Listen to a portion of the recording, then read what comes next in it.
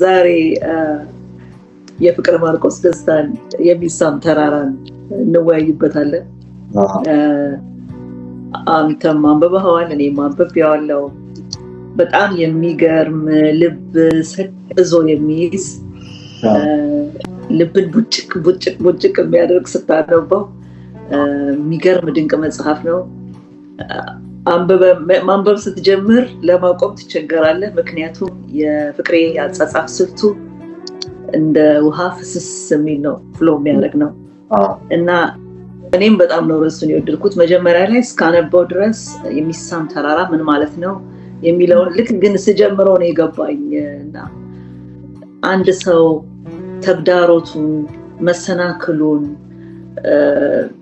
እንደዚህ በጣም ፓሽኔት በሆነ መልክ መጥራት ላይ ከሚሳም ተራራ እንዴት ነው ግን እንቅፋት እነዚህ አይነት እንቅፋቶች እንዴት ነው የሚሳሙት የሚለው በኋላ መጽሐፉን አንብበን ስንጨርስ የደረስንበት ነው። ግን ለመጀመሪያ ያህል አሁን ይሄ የፍቅሬ መጽሐፍ ግለ ማስታወሻ ወይም ሜሞር ነው። በእነዚህ በአንተ አመለካከት በግለ ማስታወሻ፣ በሜሞር፣ በግለ ታሪክ ባዮግራፊ፣ በግለ ህይወት ታሪክ አውቶባዮግራፊ እና ደግሞ በማስታወሻ ዲያሪ መሀል ምንድን ናቸው ልዩነቶቹ? እንዳነሳሹ በጣም የተለያዩ ነገሮች አይደሉም፣ እርስ በራስ የተያያዙ ናቸው። ለምሳሌ አውቶባዮግራፊ ግለ ህይወት ታሪክ ነው የሚባለው፣ ባዮግራፊ ደግሞ ግለ ታሪክ ነው የሚባለው። ሜሞር ደግሞ እስቲ አክሰንቱ በስርዓት ባለ ሜሞር አስጠንቼ ነበር ቀደም ይታወቅልኝ። እሱ ደግሞ ግለ ማስታወሻ ይባላል። ዲያሪ ደግሞ ማስታወሻ ነው የሚባለው። ምንድነው መሰረታዊ ልዩነታቸው? የህይወት ታሪኩ በግለሰብ ሲጻፍ ያ አውቶባዮግራፊ ይባላል። ያም የራሱ የሆኑ እንትኖች አሉት። ለምሳሌ ክሮኖሎጂካሊ መሆን አለበት። እንደገና ክሮኖሎጂካል ከመሆኑ ባሻገር በየእድሜው ያሉትን አስተሳሰቦች የህይወት ፍልስፍናዎች ማካተት አለበት። አንድ ሴንተራል የሆነ ጭብጥ አውቶባዮግራፊ ላይ ላይኖር ይችላል፣ እንደ ሜሞር። ባዮግራፊ ደግሞ የሚባለው ግለሰቡ በሌላ ሰው ሲያጽፍ ያ ባዮግራፊ ይባላል ወይም ግለ ታሪክ ይባላል። ይሄ ፍቅረ ማርቆስ የጻፈው ሜሞር የሚባለው ወይም ደግሞ ግለ ማስታወሻ የሚባለው ደግሞ በዋናነት ሰዎችን ለማስተማር ተብሎ የሚጻፍ ነው። ከህይወት ፓርት በጣም ተቆንጥሮ የሆነች ሞመንቶችን የሚጻፈው። ለዛም ነው የማርቆስ ደስታ መጽሐፍ ላይ ትዝታን በጭልፋ የሚል ንዑስ ርዕስ የሚያገኝ። ያው ድስት ውስጥ የሌለን ወጥ ደግሞ ጭልፋ ያወጣል። ጥሩ ጭልፋ አግኝቷል፣ ድስት ውስጥም ጥሩ ወጥ አለ። የተጣመረ ስራ ነው እና ግለ ማስታወሻ ወይም ሜሞር ላይ አንደኛ ክሮኖሎጂካሊ ኦርደር ግዴታ መጠበቅ አይጠበቅበትም። ለዚህም ነው ፍቅረ ማርቆስ የሚሳም ተራራ ላይ ቅደም ተከተላዊ የሆነ ነገር አለ። አደሲም ታይም ደግሞ ሄድ መለስም ይላል። ያ የሜሞር የራሱ እና ደንበኛ ግለ ማስታወሻ ምንል ይሰራል። ጥሩ አድርገህ አብራርተኸዋል። ስለዚህ እንዳልከው ነው መጽሐፉ የትም ቦታ ገልጸ ብታነበው ንዑስ ርዕሱን አይተህ ራሱ ለብቻው ቅደም ተከተል አያስፈልገውም። ሁሉ ነገር እንጃ መጽሐፉ በጣም ዊዝደም የሞላው መጽሐፍ ነውና እያንዳንዱን ቦታ ንዑስ ርዕሱን እየተከተልክ ከመጀመሪያ መሄድም አያስፈልግም። ቢኬት ጥሩ ነው፣ ግን ግልጽ አድርገህ አንድ ንዑስ ርዕስ ብታነብ የራሱን የቻለ ዊዝደም አለው እና ይሄ የካሊል ጂብራን መጽሐፍ ማስታወሶኛል ትንሽ ላይ ስለ ሜሬጅ፣ ስለ ፍሬንድሺፕ፣ ስለ ፍቅር። ግን ይሄ በጣም በጣም ጠለቅ ያለ አይነት መልእክት ነው ያለው። ለማንኛውም ጊዜ ሪፈር ልታደርገው የምትችለው አይነት ማለት ነው። ስለዚህ እንቀድሰው እስቲ እንጀምረው እና ፍቅሬ መጽሐፉን ሲጀምር ስለ እናቱ በማውራት ነው የጀመረው። እና ገጽ 13 ላይ ፍቅሬ ስለ እናቱ ያነሳል። እናቱን ጥያቄ ጠይቋታል። የጠየቃት ባልና ሚስት አንተ ቡና እየጠጣ ነው በእናት ቡና የደረሰው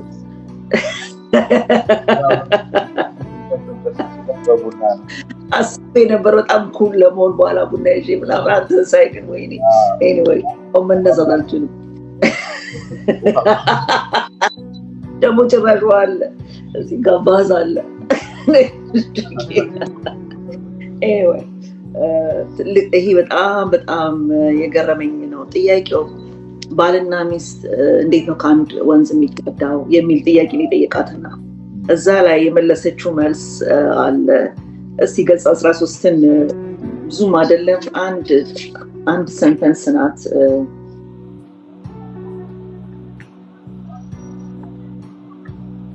ስለዚህ ስትመልስለት ወንዝ ምናልባት ባህል፣ ደንብ፣ ወግ፣ ስርዓት ማለት ይመስለኛል።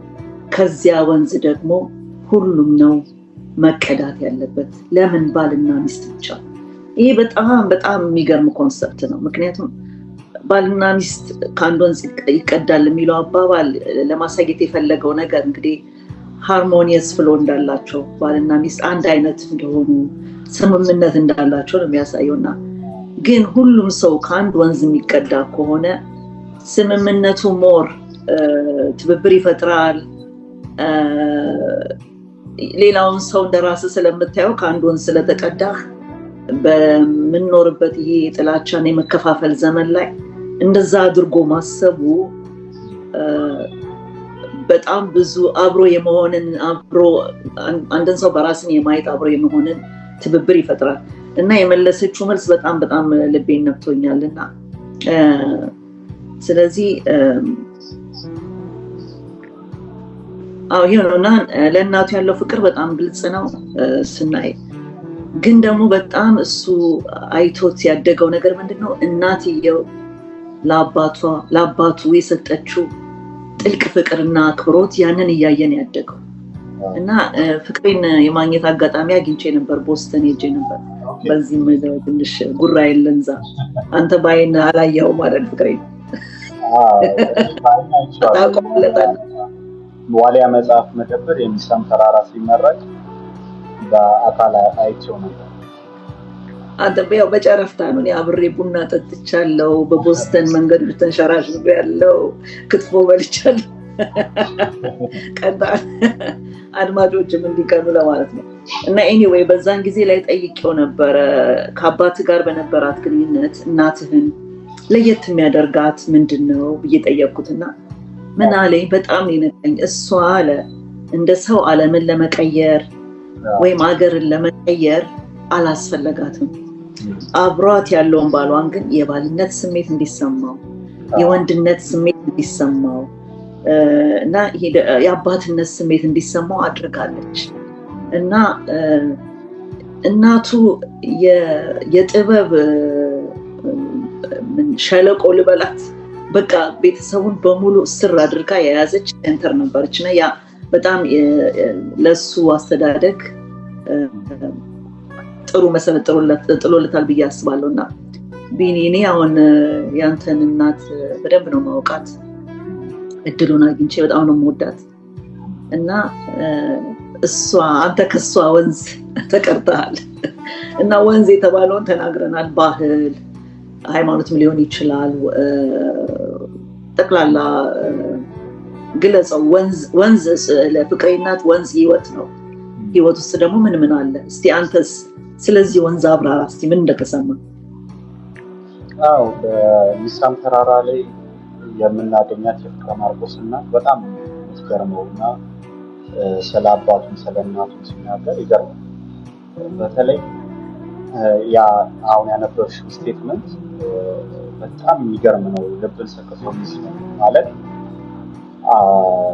ዓለምን ለመቀየር አይደለም እሷ ሙከራ ያደረገችው። ለአባቴ እንደ ሚስት ነው የሆነችው፣ እንደ ባል እንዲሰማው ነው ያደረገችው።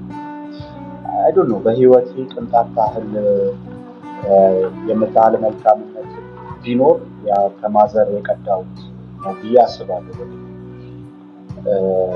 ምክንያቱም የትኛውም ልጅ ቢሆን ከወላጆቹ ውጭ የሚያምጽበት መንገድ ስላለ ሲያምሃው አመፀኛ ከሆንኩባችሁ የኔ ነው ከማዘር የቀዳሁት አለ እና ለምሳሌ የፕሮቴስታንት ሃይማኖት ተከታዮች ሲሆን ግን ጎረቤቶች ለምሳሌ ኦርቶዶክስ ስለሆኑ በጾም ወቅት ምናምን ነገር ሊስጋ ምናምን ቤት ውስጥ እንዲኖር አትፈልግም። ከሚጾሙት ጋር አብራ መስሎ ከማህበረሰብ ጋር የምትኖርበትን አካሄድ እነዚህ ነገሮች የቀዳሁት ምክንያቱም መጽሐፍ ቅዱስ ራሱ ቢቻላችሁ ከሰዎች ጋር ሁሉ በሰላም ኑሩ ይላል። ይሄ መጽሐፍ ቅዱሳዊ ማዘር ልክ የፍቅረ ማርቆስ ደስታ እናት ለፍቅረ ማርቆስ አባት የባልነት ስሜት እንዲሰማው እንዳደረገችው ሁሉ እኔም ከማዘር እንደዛ ያገኘሁት ፍቅር፣ ክብካቤ ብዙ ነገር አለ። ብቻ ምን ተብሎ ይቸግራል። ሁላችንም የራሳችንን ቤተሰብ እንድናይ ማህበረሰባችንንም እንድናይ አድርጓል። ከአንድ ወንዝ ማህበረሰቡን አስበዋል። ከአንድ ወንዝ የተቀዳሁት ብሎ ቢያስብ የሁሉ መከፋፈል ነበረ። ለምንድን ነው ባልና ሚስት በዛ የሚወሰነው? እና እኔም የፍቅሬን እናት በጣም ነው የወደድኳት። በጣም ሲምፕል ኮንሰፕት ይመስላል እንጂ ከባድ በጣም ፍቅር የተሞላበት አባባል ነው። ወደ ፍቅር የሚያንደረደር እዛ ውስጥ አስገብቶ ትብብርን የሚፈጥር አባባል ነው። ሌላ ወደ አንድ ምሳሌ አለ። ሰውየው ሰባኪ እና እየሰበከ እያለ ነው ስብከት እያዘጋጀ እያለ ቤት ውስጥ ልጁ ስለሚረብሸው ለልጁ ፐዝል ይሰጠዋል እና ፐዝሉ ዓለምን ማስተካከል እና ሰውየው የስብከት ርዕስ ለማውጣት እየታገለ እያለ ልጁ ደግሞ ፐዝሉን በአንድ ጊዜ ጨርሶ ገጣጥሞ መጣ። የተለያየ ዓለምን ሰብስቦ አሁን የምናውቀውን ወይም በጂኦግራፈሮች ቅቡልነት ያለውን የዓለም ካርታን ሰርቶ አመጣና ሰጠው እና አባትየው በጣም ገረሙ። ይህንን እንዴት በአንድ ጊዜ ይህንን ፐዝል ልትሰራ ቻልክ ሲለው ቀላል እኮ ነው፣ ከጀርባው የሰውየው መልክ አለ እና ሰውየውን መልክ ስታስተካክለው ዓለም ትስተካከላለች እና የፍቅረ ማርቆስ እናት ዓለምን ለማስተካከል አይደለም የሞከረችው፣ ከጀርባ ያለውን ሰውየውን ታስተካክል የሞከረችው። የዓለማችን መሰረታዊ ችግር የአንድ ግለሰብ ችግር ነው። ምክንያቱም በቤተሰቦቹ ጥሩ እንክብካቤ ያላገኘ አንድ አምባገነን መሪ ቢፈጠር ሙሉ ሀገሪቷን ያውቃል። የዘች ሀገር መታወቅ ለሌሎች ሀገር ጦስ ነው። አንድ ቤት ውስጥ ያለን ሕፃን ልጅ በስርዓት ማሳደግና ለማሳደግ በዓለም ላይ ለውጥ ያመጣል። የፍቅረ ማርቆስ አባት እንደ አባትነት ሊሰማው አለማድረግ እቺን ዓለም ያውቃታል። ይሄ ከገባት የፍቅረ ማርቆስ እናት ዓለም ገብቷታል፣ ዓለምን ለውጣለች ማለት ይችላል እና በጣም ሳነበው የገረመኝ ቦታ ነው ለማለት ነው። እኔም በጣም የገረመኝ እናቱን ብቻ ሳትሆን ደግሞ አባትየውም ስፔሻል ነው፣ ለየት ያለ ነው እና ገጽ 15 ላይ ፍቅሬ ሲናገር ሸክም የሚቀንስ እንጂ የሚያከብድ ፈሪ ወላጅ ነው ብሏል አባቱ እና ገጽ 16 ላይ መጽሐፉን ባላነሳውም እዚህ ላይ ጽፌዋለሁ። የተቆለፈበት ሚስጥሩ እንደተቆለፈ ኑሮ መሄዱ አንድም ቀን ቆጭቶኝ አያውቅም። ምክንያቱም አባቴን አምነዋለሁ፣ ሸክሜን አቅልሎልኝ እንደሄደ እረዳለሁ። እና እዚህ ላይ መጽሐፉ ላይ ፍቅሬ እየገለጸ ያለው ሸክም የሀሳብ፣ የበደል፣ የታሪክ፣ የቂም፣ የበቀል፣ የመከዳዳት ወዘተ ያሉትን ነው እና ቤተሰቡን የሚወድ ሰው አቅማቸው ለማይችል ህፃናት ሸክም አያራግፍምና አባቱን በጣም ድንቅ ነው። አንተ አሁን ለምሳሌ የአሁኑ ትውልድ እንዲህ የሚነካከሰው ከአባቱ ከአያቱ ወይም ከቅድመ አያቱ በወረሰው የጥላቻና የቂም ሸክም ይመስላል። ያንተ አስተሳሰብ እዚህ ላይ ምንድን ነው? ይሄ በጣም በጣም የሚገርም ኮንሰፕት ነው። ምክንያቱም እኛ ኢትዮጵያውያኖች የንባብ ባህል የለንም ማለት የንባብ ባህልን የሚተካ ሌላ ነገር የለንም ማለት አይደለም። ማለት የእሳት ዳር ተረኮች በዛ ያደግን ህዝቦች ቤት ውስጥ የሆነ እንደ ቀልድ ሲነገር ባለ ነገር እናድግ ማለት ሸክሙን ሲምፕል እናድርገው እናድርገውና ልጄ ይጦረኛል። ይሄ አሁን አንድ አባት ወይ አንድ እናት ልጄ ይጦረኛል ትላለች በቡና መሀል። አንድ ራሱን የቻለ ሸክም። አሁን ነገሩን በጣም ፐርሰናል እናድርገውና ለምሳሌ ማዘሬ ልክ እንደ ማንኛውም ኢትዮጵያውያን ደሃ ናት እና ትንሽ ትምህርት ሞክር ነበር ልጅ እያለ እና የሚያገኛት ሰው ሁሉ አይዞሽ ዛሬ ብትለፊ ልጅ ቢኒያም ተምሮ አንቺን ይጦርሻል፣ ከዚህ ስራ ያሳርፍሻል ምናምን ይላል። ከዛ አሁን ነው እንግዲህ ኦብዘርቭ ማድረገው ምን ትላለች እሷ፣ እኔ እየሰማው ከሆነ እኔ የልጆቼን እጅ ማየት አልፈልግም፣ ማምሻዬን እግዚአብሔር ያሳምርልኝ፣ በራሴ እጅ ነው የምበላው፣ በራሴ እጅ ነው የምኖረው ትላለች። ይሄ ሸክምን አጓጉል የሆነ ሸክም ከራስ ላይ ማለት ከልጅ ላይ ማውረድ ነው። ይሄ አሁን ኢዚ በጣም ሲምፕል፣ እያንዳንዱ ሰው ልጅ ይጦረኛል አሁን ብሎ ቀላል ነገር ሊመስል ይችላል። ኦፍኮርስ ልጅ አባቱንና እናቱን መጦር አለበት፣ ግን አላስፈላጊ በሆነ እድሜ ላይ እንደ ሸክም ሊሰማው አይገባም። ምክንያቱም ህይወት እንደዛ አይደለች። ልጅ ላይመቸው ይችላል። ዩኒቨርሲቲ ገብቶ እየተጨናነቀ የሚማረው ነገ አባቴን የምጦርበት ስለሆነ እንዳልወድቅ ምናምን የሚል አጓጉል ሸክም ሊሆን ይችላል። አት ዘ ሴም ታይም አሁን የወረስነው መጠላላት፣ መጠላለፍ፣ ቂም፣ በቀል፣ እነዚህ ኔጌቲቭ ነገሮች በሙሉ ከጎረቤት ወርሰናል፣ ከቤተ ዘመድ ወርሰናል፣ ከእናት ከአባት ወርሰናል እና እነዚህ ነገሮች የፍቅረ ማርቆስ አባት ለልጁ አለማውረሱ በጣም ትልቅ ነገር ነው። በጣም ምክንያቱም ፈላስፋው ፈረንሳዊ ፈላስፋ ሬኒ ይላል አንድ ሀገር እንደ ሀገር እንድትቀጥል በጋራ በስምምነት መርሳት ያለብን ታሪክ አለ እና ኢትዮጵያ ውስጥ ብዙ መርሳት ያለብን ታሪኮች አሉ።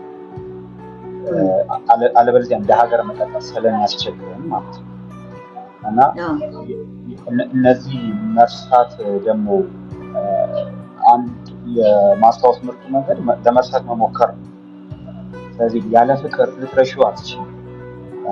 ፍቅር ነው እንድትረሺ ኃይል የሚሰጥሽ እና የፍቅር አባት እነዚህን ሸክሞች ያላወረሰው ውስጡ ላይ ፍቅር ስላለ ገብቶሻል። አባትየው እነዛን ነገሮች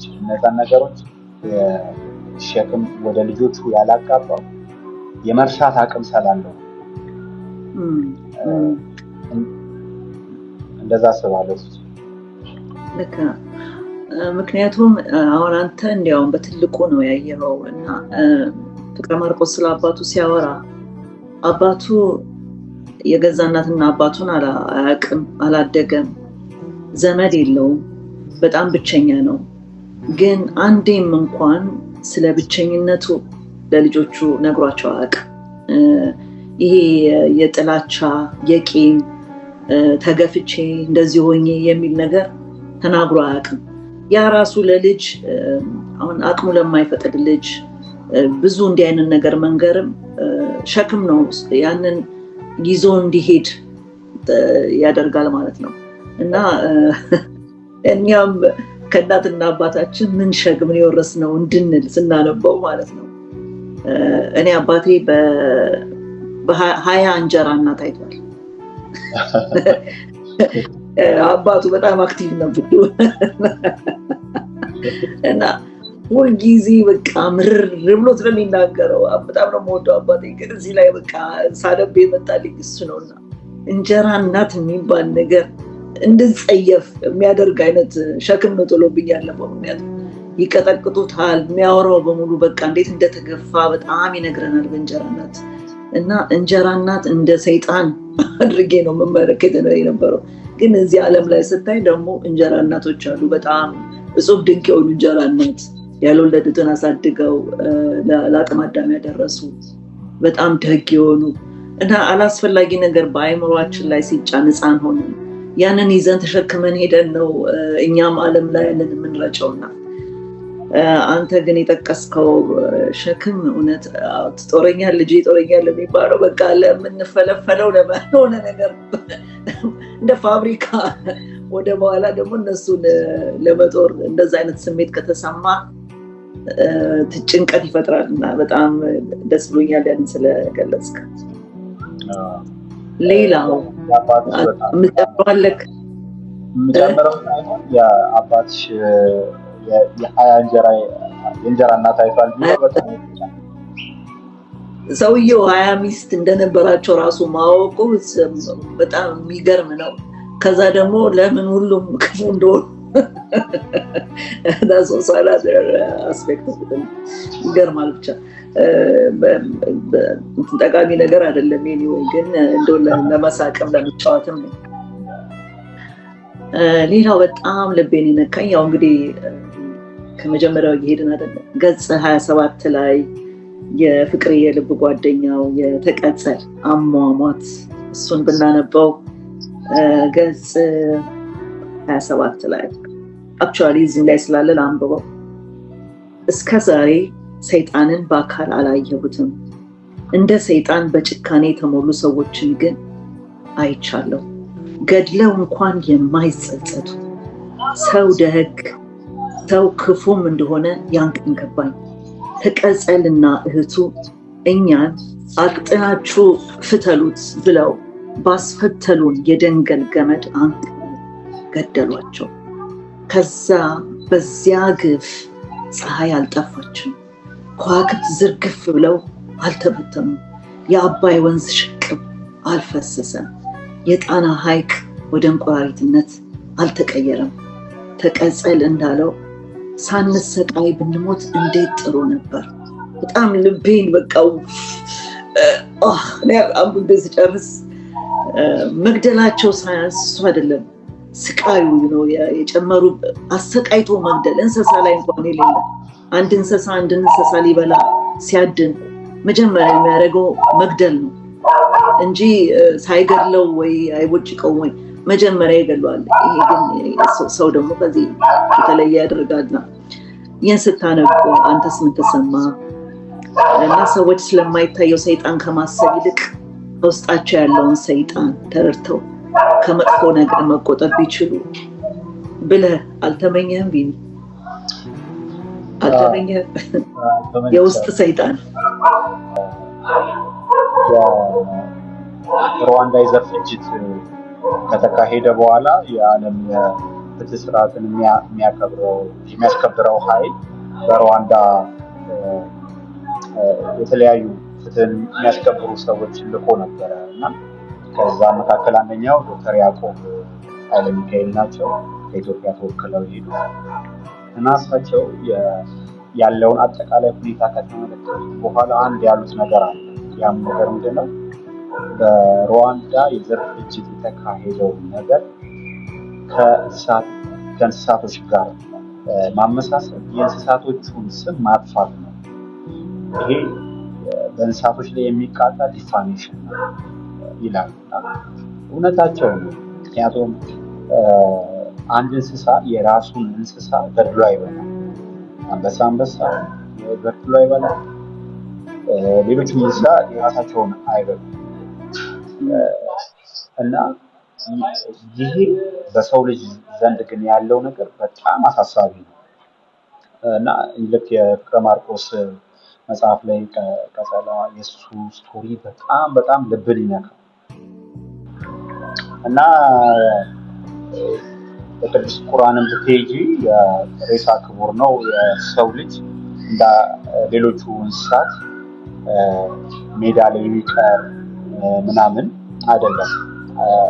ተገቢውን ሁኔታ አግኝቶ ጉድጓድ ተምሶ አፈር መልበሱ ቅዱስ ቁርአን ላይ እንደ ክብር እንደሚታይ በቅርቡ ያረፉት ሐጂ ሙፍቲ ዑመር ኢድሪስ እሳቸው ሲናገሩ አድምጬ ነበር። እንደውም እሳቸው እኔ ከተናገርኩትም በላይ ውብ በሆነ ሁኔታ ነው ኤክስፕረስ የሚያደርጉት እና የሰው ልጅ በጣም ክቡር ነው፣ በሞቱም ጭምር ክቡር ነው። በሬሳ ሌቭል እንኳን እያለ ተገቢው ክብር ይገባዋል። ይሄ ቅዱስ ቁርአንን በመጽሐፍ ቅዱስ ያለ ነገር ነው። የፍቅረ ማርቆስ ጓደኛ በጣም ልብ የሚነካል የእሱ መጨረሻና የእሱ ስለዚህ እንኳንም ተወያየንበት። ምክንያቱም አሁንም ወደ ፍቅረ ማርቆስ እናት ኮንሰፕት ነው የሚወስደን። ሁሉ ሰው ከአንድ ወንዝ እንደተቀዳ ቢያስብ ባልና ሚስት ብቻ ሳይሆን ሁሉ ሰው እንዲህ አይነት ነገር አይፈጠርም። ምክንያቱም አንድ አይነት ቫልዩ ስለሚኖረን፣ አንድ አይነት የሰውነት ስብዕናችን አንድ አይነት እንደሆነ ስለምንረዳ የዛን ሰው ሁኔታ በራሳችን ውስጥ ስለምናየው እንዲህ አይነት አሰቃቂ ድርጊት ለማድረግ አንቸኩልም። ራሳችን ላይ እንዳለ እንደሚመጣ ስለምንገምት። ሌላው ከዚህ ፈቀቅ እያልን ስንሄድ አንተም የቡስካ በስተጀርባን አንብበዋል፣ እኔም ከቡስካ በስተጀርባን አንብቤዋለሁ። ሪቪው አልሰራሁበትም። በእርግጥ ወደፊት መስራት ይሆናል። እዛ ላይ ትንሽ ያልታየን መጀመሪያ በጣም አሜዚንግ መጽሐፍ ነው። እሱም የሚገርም የጸሐፊ ችሎታውን ያሳየበት የአተራረክ ስልት ያሳየበት መጽሐፍ ነው። በጣም የወደድኩት። እዛ ላይ ግን አንዳንድ ያላየናቸውን ነገሮች እዚህ የሚሳም ተራራ ላይ አምጥቶ የሐመርን ብሔረሰብ ሲተዋወቅ የነበረበት ሰዓት ላይ በጣም ልብ የሚነካ ጽሑፍ አለ። እሱን ብናነበው ደስ ይለኛል። ገጽ 38 ይመስለኛል እና የፍቅረ ማርቆስን ማንነት ትንሽ እዛ ላይ ይገልጽልናል እና ልክ እንደተዋወቃችሁ ነው ገብቶ ስም ወጣለት እና ስም አውጥተውለታል። እሱን እናንብቦ። እግሩ ስር ሄጄ ተንበረከኩ። ጀርባዬን እየመታ ፍስ እያለ መረቀኝ። ከዛ ሌሎች ሽማግሌዎች በተመሳሳይ መረቁኝ። አባቴ በግራ እጁ ቀኝ እጄን ይዞ ሳይለቀኝ ወደ ሻንቆ መንደሩ ይዞኝ ሄድን። ከጎጆ ፊት ለፊት ካለው የሾህ አጥር ላይ ፍየል ታረደ። የባህል ደንብ ተሰራ። እናቴ ዳራ የበርቲ ሚስት ለጋ ቅቤ አናቴ ላይ ያደረገችልኝ። የምጠጣበትን ሾርቃ በአለላ አስውባ ሰጠችኝ። ወደ ወላጆቼ ቤት ልጅ ሆኜ ገባሁ። እናትና አባቴ ቤት ፊት ለፊት ቁርበት ላይ ተቀመጥኩ። ስምም ወጣልኝ። ላሎንቤ ተባልኩ። ቀይ ጥጃ ማለት ነው። ከብት ብትሆን ከብት ብትሆን ከብት በረት፣ ፍየል ብትሆን ፍየል ጋጥ እንወስድህ ነበር። አንተ ግን ሰው ነህ፣ በዚያ ላይ ልጃችን ነህ። ስለዚህ አብረህን ሆነህ አብረህንም ትኖራለህ አለኝ አባቴ በርቲ። የሸፈፎ ቡናው እሳት ይንጣጣል። በአይዜ ያጌጠችው የሐመሯ እህቴ እሳቱን እየቆሰቆሰች ታየኛለች። ጨረቃና ከዋክብት በሚያምረው ብርሃናቸው በስርዓት ብልጭ ድርግም እያሉ አጅበውናል። ነፃነት ተሰማኝ። እፍ አንተ የኖርኩብህ ጥላቻና በቀል ጥፋ እፍ ይላል እና አስበዋል።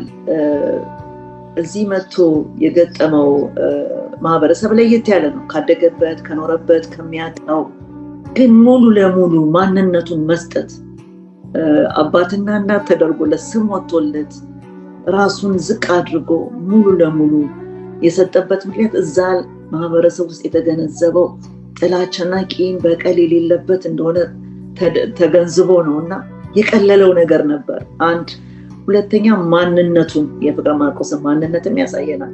እዚህ ላይ ምን ትላለህ? በጣም የሚገርመኝ ነገር ምንድነው ከፍቅረ ማርቆስ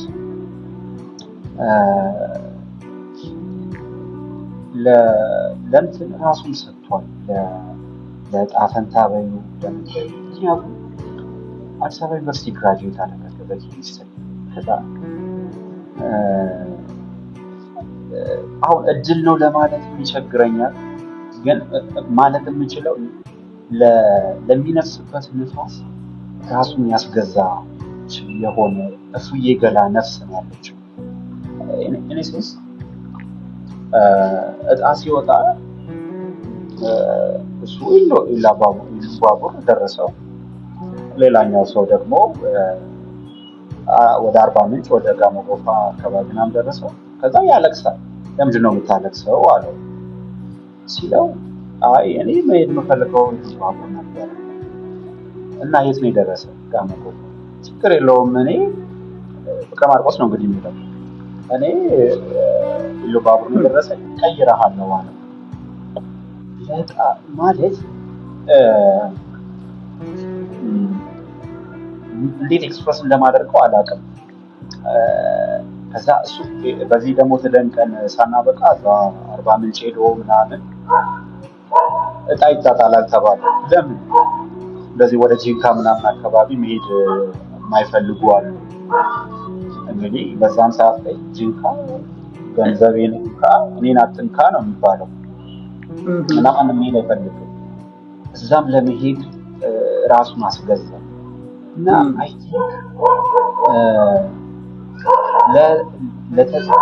ለጣፈንታው ወይም ደግሞ ይዛው ለምትሄደው ንፋስ ራሷን ያስገዛች እፉዬ ገላ ልንላት የምንችላት ነፍስ ነው ከማርቆስ ያለ። ከዛ ሁሉም ሰው በክረምት ወደ የተለያየ ሀገር ሲሄድ ገንዘብ አመቱ ሙሉ ቆጥቦ ክረምት ላይ ትምህርት ስለሌለ እሱ ገንዘብ አልነበረው። ምክንያቱም የመጀመሪያ ጊዜ ሳሮን ሲያስተምር የነበረው ዘን ሁሉም ሄደዋል፣ እሱ ብቻውን ቀርቷል። ለምን ያስተማርኳቸው ተማሪዎችን ማህበረሰቡን አልቃኝም ብሎ መሄዱ። ከዛ ከነሱ ጋር ደግሞ ያደረገው ነገር ስትመለከች ሩጫ ሲሮጥ፣ ሻፕ ሲሰራ፣ ከብት ሲዘል ፎቶዎች አሉን። ፋይናል የወንድ መለኪያው ምንድን ነው ብሎ ደግሞ ገብቶሻል። እርጀት ነው በጣም ግን ነፃ ነፍስ ነው ያለችው። በጣም ውብ የሆነች ነፍስ ነው ያለችው። ዘንድ ያንን ቅንነቱ ወይም ደግሞ እስካሁን ድረስ ያደረጋቸው ነፃ ነፍስነቱ አባቱ ላይ ጣለው፣ የሐመሩ አባቱ ላይ እና ከብት ብትሆን የከብት ጋጣ አስገባ ነበር። ፍየል ብትሆን ፍየል ድምፅ አስገባ። ሰው ነህና ወደ ቤት ይግባ።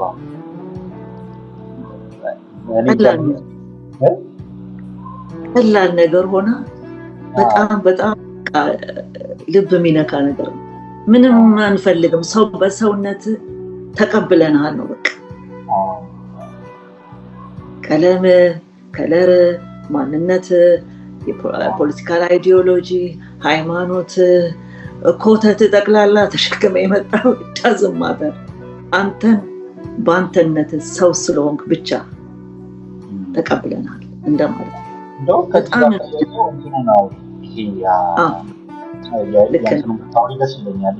የፍቅሬ አባቱን እዚህ መጽሐፍ ላይ አባቱን በርቲ ጥያቄ ጠይቆት ነበር። ነጮች ይዞ ሄዶ ነበር እና ሰው ምን አለው? የኔ እንግዶች ነጮች ናቸው፣ ስታያቸው ምን ይሰማሃል አለው። ይሄ ገልጽ 93 ላይ ነው ያለውና ዝም ካለው በኋላ ፍቅሬን ወደ ከብቶቹ ወሰደው። ትልቅ ትምህርት ነው የሰጠው። እኔ በጣም ወደው ፓርት ነው። ወደ ከብቶቹ ወሰደውና የተለያዩ ቀለማት ያላቸውን ከብቶቹን አሳየውና ቀይ ያለው፣ ቡራቡሬ፣ ነጭ የተለያዩ ከብቶች አሉትና ካሳየው በኋላ በቀለሙ የሱ ያልሆነ ከብት ግን የለም። ቀለሙ ሌላ ስለሆነ ሁሉም የሱ ናቸው። ቀለማቸው የተለያየ ቢሆንም እና ሰውም እንዲህ ነው። ጥቁር ነጭ ቢጫ ብንሆንም ሁላችንም ግን ሰዎች ነን። በቀለም የምንወደው ወይም የምንጠላው መኖር የለበትም የሚል ትምህርት ሊሰጠው ነው የፈለገው። ግን እዛ ላይ ያለውን ቦታውን ጠቅላላ ስታነበው ምን ሁሉንም ገጹን ልናነበው ስለማንችል ነው እንጂ ሲጀምር ይዞት ሲሄድ ሲያወራው ያለው ሁሉ በጣም በጣም የሚገርም ዊዝደም ያለበት ነው። እንትኑ ይገርመኛል። ያ ጥቁሩ ከብቴ ማን ነው? ያንተ። ያ ነጩ ከብቴ ማን ነው? ያንተ። ታዲያ እንዴት ነጮችን ስታይ ምን ይሰማሃል ትለኛለህ? አይደሉም ወይ ነው? በጣም በጣም በቃ ያስከማርከታል። ብዙ ምሁራን PhD ያላቸው ፕሮፌሰር የሆኑ አንደርስታንድ ማድረግ ያልቻሉት ለማለት ይቸግረኛል፣ ግን ያልቻሉ ልንለው ግድ ይለናል። አንድ ኦርዲነሪ ሰው እንደዚህ አይነት አንደርስታንዲንግ ሲኖረው ምን ትያለሽ? ለዚህ ነው የመጽሐፍ ልብ ሰቅዞ የሚይዝ ነው ያለበት ምክንያት። ጀምሬው ላቆመው አልቻልኩም። ስጀምረው ኦልሬዲ ይሄ እንደ ቅርስ የሚቀመጥ ነው። በየጊዜው ይሄድክ ኦኬ ስለዚህ ጉዳይ እስቲ ሪፈር ላድርግ ብለህ የምትሄድበት ነው። ሰው ሰውነቱን እንዲያውቅ ውስጡን እንዲረዳ ወደ ራስ እንድትመለስ የሚያደርግ ነው። ብቻ ራስን እንድትጠይቅ ለምንድን ነው ይህን ሰው የምጠላው? ለምንድን ነው ክፋት የማደርገው? ለምንድን ነው ደግ የማልሆነው ነው?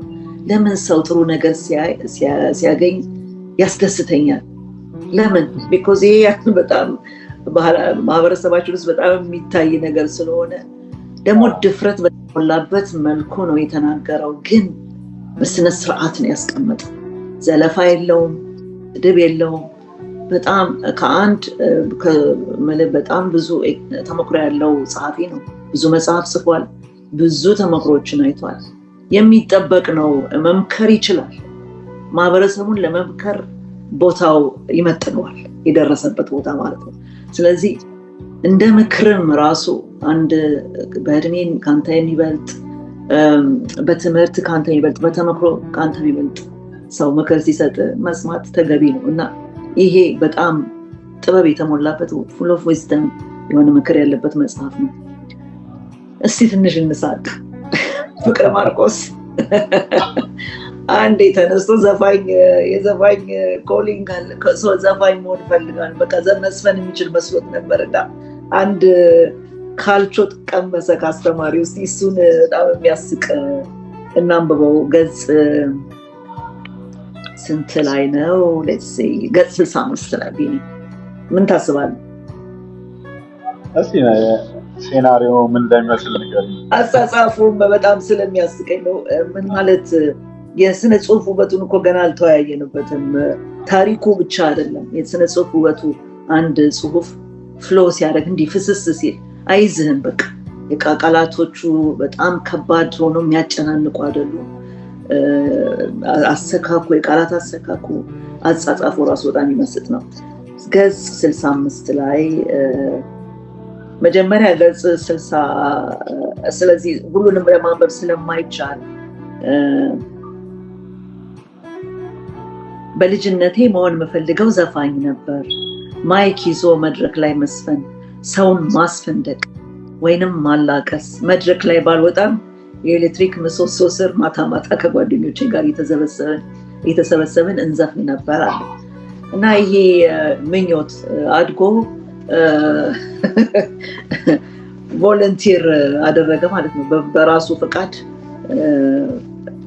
ትምህርት ቤት የሆነ ፕሮግራም ነበር እና እዛ ላይ ለማቅረብ እና ደግሞ እና ስለዚህ ቀኑ ደረሰ። ዓርብ ዕለት ነው። ዓርብ ዕለት በአቡጀዲ ጨርቅ መልበሻ ክፍል ተዘጋጅቶ ተማሪዎች ሜዳው ላይ፣ መምህራን ደግሞ በየክፍሉ በወጣው ወንበር ላይ ተቀመጡ።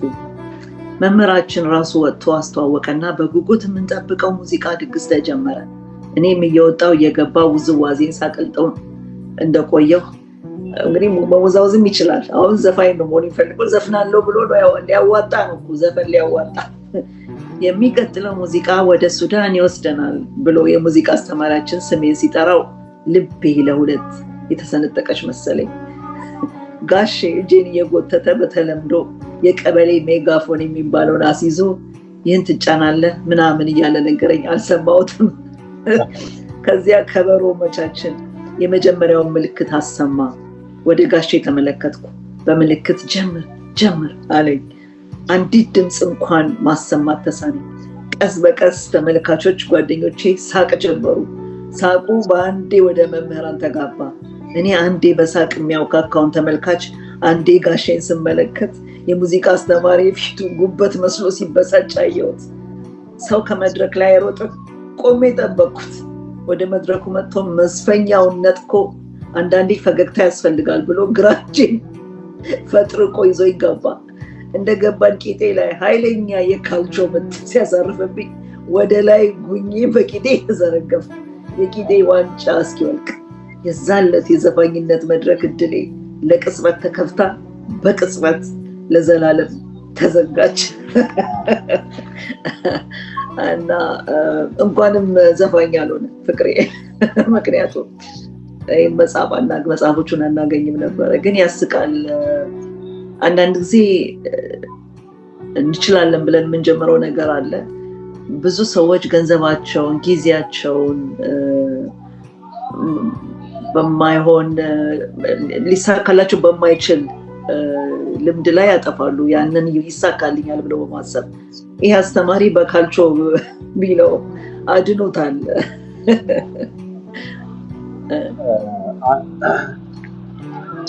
የህይወት ታሪክ ብዙ ጊዜ ሲጻፍ እንደነዚህ ያሉ የልጅነት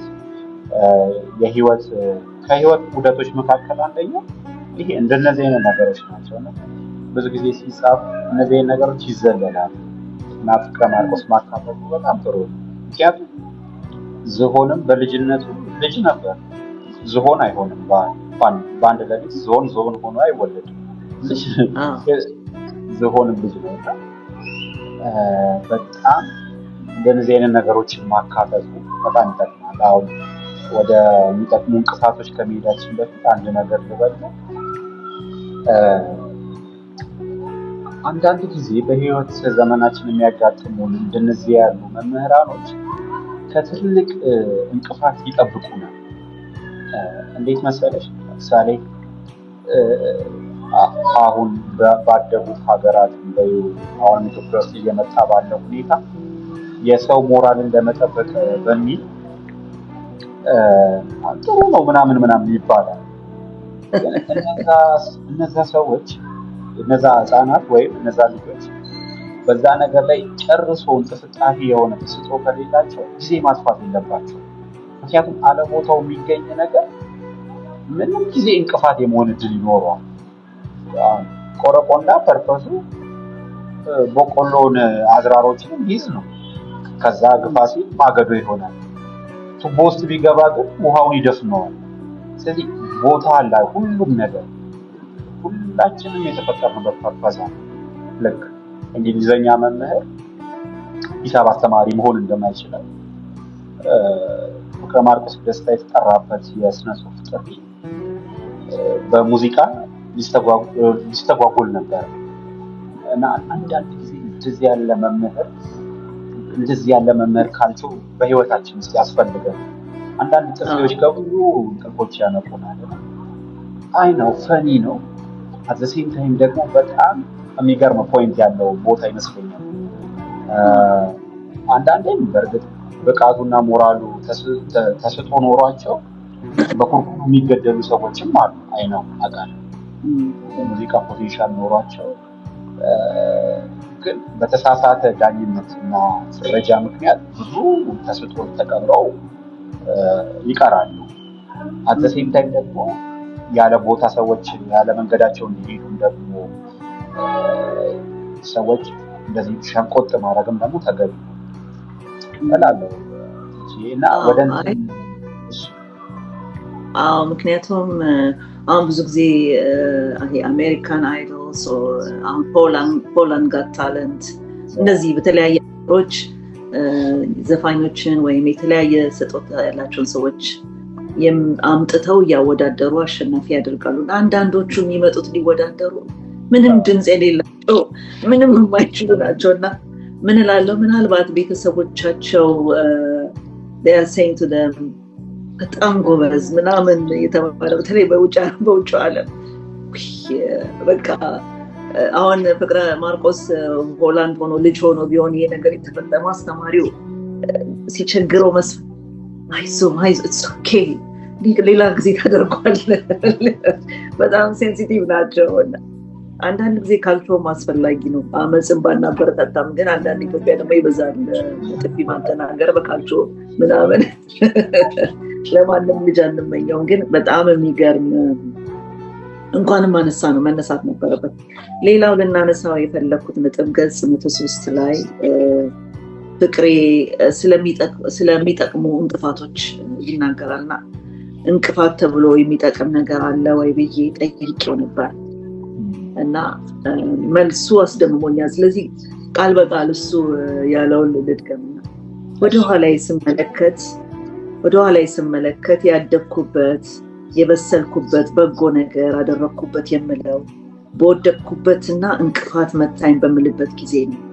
እያንዳንዱ ሰው ከእንቅፋቱ ከሚወድቅበት ተደናቀፍኩ ከሚልበት ከመስመሬ ወጣው በሚልበት ሰዓት ነው የሚያድግበት ሰዓት አለና ከዛ ስለ አይሮፕላንና ስለ መኪና አወራል።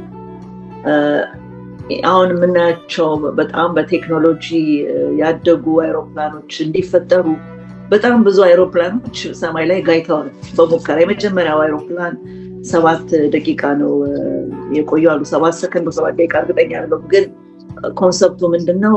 መኪናም ቢሆን መጀመሪያ እንደዚህ አልነበረምና ግን ብዙ ጋይተዋል፣ ብዙ ፈንድተዋል፣ ብዙ መሰናክል ገጥሟቸው አሁን ግን በቴክኖሎጂው የተራቀቀ እናያለን፣ በሳይንስም ስንሄድ ማለት ነው።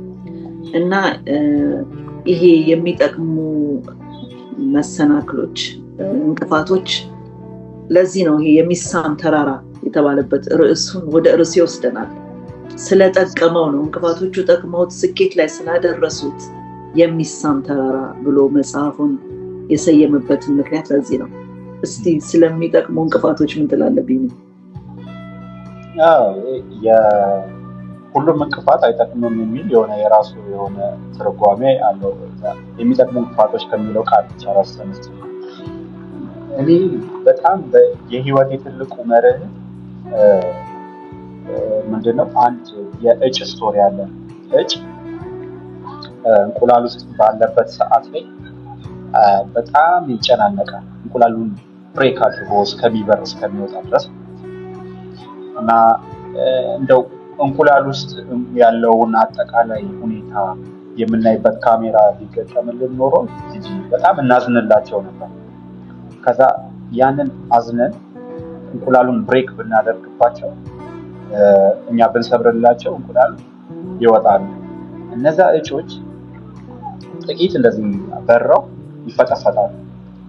በራሳቸው ግን እንቁላሉን ከሰበሩት እንቁላሉን በሚሰብሩበት ሰዓት ላይ ይሄ ክንፎቻቸው ይጠነክራሉ፣ ጉልበት እያገኙ ነው የሚሄዱት። የሚወስደው ያ ታይም ያንን ነገር ለማድረግ የሚወስድባቸው ታይም እነሱን በጣም ያበረታቸዋል። ከዛ በኋላ አያዙም፣ በቃ በደንብ ነው የሚበሩት። በህይወታችን ውስጥ ለምንድነው ፈጣሪ እንቁላሌን የማይሰብረው ይላሉ ብዙ ሰዎች። ኤግዛክትሊ ያንን ቃል ይጠቀማሉ ማለት ሳይሆን ሲምቦሊካሊ በህይወቴ ውስጥ ያለውን ይህንን ዛጎል ይህንን ሼድ ለምንድን ነው ፈጣሪ የማይለኝ ይላል። እነዛ ነገሮች እኮ እግዚአብሔር ነው የሚሰጠው። እነዛ እንቅፋቶች ያንን ሰውዬ ክንፎቹን ያጠነክሩለታል። እና የፍቅረ ማርቆስ ደስታ የሚያብራራበት መንገድ በጣም የሚገርም ነው። የሚጠቅሙ እንቅፋቶች ብሎ ያንን ስቶሪ እንግዲህ የሚያወራው ከመሐመድ ኢድሪስ ጋር ሆነው ስለ ብዙዬ ይቃለዳል። ብዙዬ ጥርስን አይታና ጋሽ መሐመድ የወደደች ምናምን ይለዋል። በዛ ነው የተቃለዱ። ከሐመር አካባቢ ላይ ቀድመው የመጡ እንግዶች ሲያባረሩት እሱ ግን የተመለከተውና ያየው በፖዚቲቭ ጎን እና ጋሽ መሐመድ በጣም ይገረማል። አንተ ልጅ ብዙ ጉዞ ትጓዛለህ ይላል። እና የሚጠቅመውን እንቅፋት ምረጥ። ምን አይነት ፍሬዝ ነው! በጣም ላፍሊ የሆነ እንትን አገላለጽ ነው። እና ጋሽ መሐመድ በጣም ይገረማሉ። አንተ ልጅ ብዙ ጉዞ ትጓዛለህ ይላሉ። እና የሚጠቅመውን እንቅፋት ምረጥ። ምን አይነት ፍሬዝ ነው! በጣም ላፍሊ የሆነ እንትን አገላለጽ ነው። እና ከዛ በኋላ ከማርቆስ ደስታ ብዙ እንቅፋቶች ያጋጥሙታል። እነዚህ ከዛ ታትሞ መጽሐፉ ምን ብሎ ምናምን ነገሮች ያስሽ ከሆነ በሚጠቅሙኝ እንቅፋቶች እዚህ ደረስኩ ይላል የሆነ ፓርት ላይ።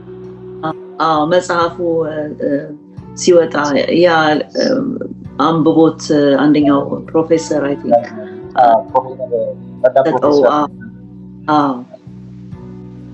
እና የሚጠቅሙ እንቅፋቶች በጣም ለህይወታችን ወሳኝ ናቸው። አሁን የተረጋጋ ሀይቅ ላይ የሚቀስፍ ሰው ቻሌንጅ ስለሌለው የሆነ ጎበዝ የጀልባ ቀዛፊ ነው ልንለው አንችልም። ምክንያቱም ሜጀር አልተደረገም፣ አልተፈተነም ምናምን። በጣም ማዕበል በበዛበት ኤሪያ ላይ የሚቀስፍ ጀልባ ቀዛፊ ግን ሁልጊዜ ስለሚፈተን እነዛ እንቅፋቶች ይጠቅሙታል። እና በፍቅረ ማርቆስ ደስታ ላይ የምናገኘው የሚጠቅሙ እንቅፋቶች የሚለው ኮንሰፕት ላቭሊ የሆነ ነው። በጣም ላቭሊ እንትናንም አስታወሰኝ። ሚትስ ኦፍ ሲሲፈስ እርግማን ነው የደረሰበት። እንቅፋት እርግማን ብለው ያው ነው። እና ያንን ቋጥኝ ይገፋል፣ ቋጥኙ ተመልሶ ይወርዳል፣ ይገፋል። ይሄንን ፍርድ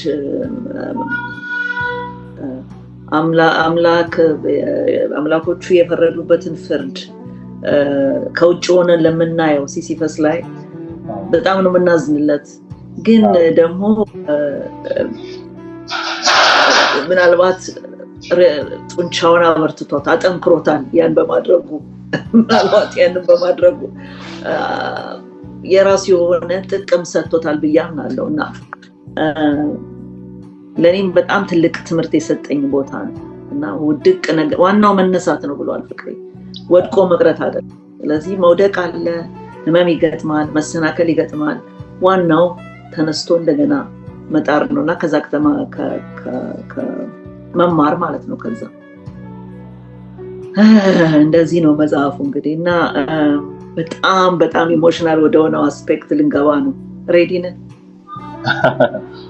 እኔ ያው መለሰኛ ድንጋይ ነው። አይ ስዌርቱ ጋር እዚህ ላይ አልቅሻለሁ ማለት በቃ የሆነ በጣም ብሶኝ ሳነበው እና የሆነ ብሶት ስሜት ተሰምቶኛል። ይሄ ገጽ ከ141 እስከ 150 ያለው የጋብቻ ቀለበቴ በሚል ንዑስ ርዕስ የተቀመጠው ብቻዬን ያነበብኩትና ለማን ልንገረው ተናነቀኝ። በጣም የሚገርም ልብ ቡጭቅ አድርጎ የሚያወጣ ንዑስ ርዕስ ነው። ብናነበው ደስ ይለኛል። ገጽ 141 አንቀጽ 1 እስከ 4። እንዳታለቅስብኝ፣ እኔ ማረብ የለኝም እዚህ ጋር በቨርቹዋል ማረብ ልልክልህ አልችልም። እዛ እንግዲህ ኦኬ 141 ብዙ ነገር አለው ይሄ ንዑስ ርዕስ፣ ግን ሁሉንም ስለማንችል ጀስት ከአንቀጽ 1 እስከ 4 ላንብበው። ለካ ህይወት የአእምሮ ሁኔታ ነጸብራቅ ናት። አእምሮ ሲታወክ እንደተሰበረ መስታወት ቅጥ አምባሩ የጠፋ ምስል ማየት፣ የፀሐይ ብርሃን መጨለም፣ የጨረቃ ውበት መጥፋት፣ የተፈጥሮ መዓዛ መጎርናት፣ ንፋሱ እንደ ምላጭ የሚላጭ መሆን፣ ምግቡ መምረር፣ ቀዝቃዛ ውሃ እንደሚጥሚጣ የሚያቃጥል መሆን፣ ከማፈቅራት ሚስቴ ከምሳሳላቸው ልጆቼ ተለይቼ በማላቀው ሀገር ባሉን ባለመድኩት ህዝብ መካከል ከቤት ወጥቼ በደመ ነፍስ ኤልዋይፍ ባቡር ጣቢያ ደረስኩ። ሬድ ላይን ተብሎ ከሚጠራው ቀይ ዘንዶ አፍ ውስጥ ገብቼ ቁጭ አልኩ። በኪሴ ጥቂት ዶላሮች አሉ። የምለብሰው ልብስና ዶክመንቴን ያስቀምጥኩበት የሚገፋ ትንሽ ሻንጣ እግሮቼ መሃል አስገብቼ አይኖቼን አንከራተትኩ። የሚሄድበትን አላውቅም፣ የምገባበትም የለኝም። ሀበሻው እንደ ድፎ ዳቦ የተከፋፈለ ሆነብኝ። አንድ ሰው ትግሬ፣ ኦሮሞ፣ አማራ፣ ጉራጌ፣ አዲስ አበባ ከየትኛው እንደሆን ይጣራል። ሰው ነኝ፣ በአህጉር አፍሪካዊ፣ በትውልድ ኢትዮጵያዊ ብሎ የሚያስብ ከዛፍ እንደወደቀ ቅጠል ነፋሱ አንጓሎ ይጥለዋል። መሬት ለመሬት ካለ አቅጣጫ ይንከባለላል፣ ይረገጣል፣ ይገፋል፣ ከዚያ እንደ ትቢያ ይጠረጋል። ስለዚህ በመከራ ሰዓት የኔ የሚሉት ሀበሻ ወንድምና እህት አቅጣጫ መሄድ ራስን ይበልጥ ወደ መጥላት፣ ተስፋ ወደ መቁረጥ ሊያደርስ እንደሚችል ቤት ዘግተው ራሳቸውን ከሚሰቅሉና ከሚያጠቁ ሰዎች ታሪክ ተረዳው። በጣም ይሄ ማህበረሰባችን ውስጥ ያለው የዘር ክፍፍል ምን ያህል መርዝ እንደሆነ የምንረዳው የሀበሻው ማህበረሰብ ከሀበሻው ማህበረሰብ ፍቅሬ መሸሹን ስናይ ነው። ሽሽቱ ያንን ነው የሚያመለክተውና በእርግጠኝነት አበሾችን እርዱኝ ብሎ ቢጠይቅ ይረዱት ይሆናል በእርግጠኝነት። ነገር ግን ልትረዳ ሄደ አንዳንድ ጊዜ የሚደርስብህ ቀውስ፣ የስነ ልቦና ቀውስ ከችግር በላይ ገዝፎ የበለጠ ሌላ ድባቴ ውስጥ እንዲከት ይችላል። እንቀጥለዋለን ይሄንን ግን እስቲ የሆነ ነገር በል። በጣም ከባድ ነው።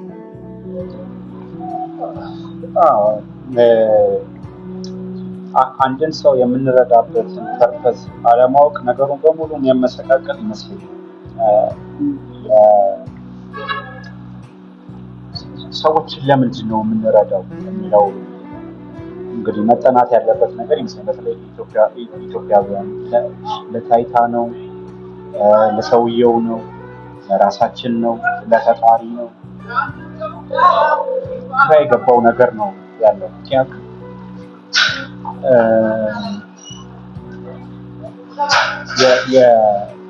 የመሰረታዊው ድምፅ ረበሸ ኖይዛ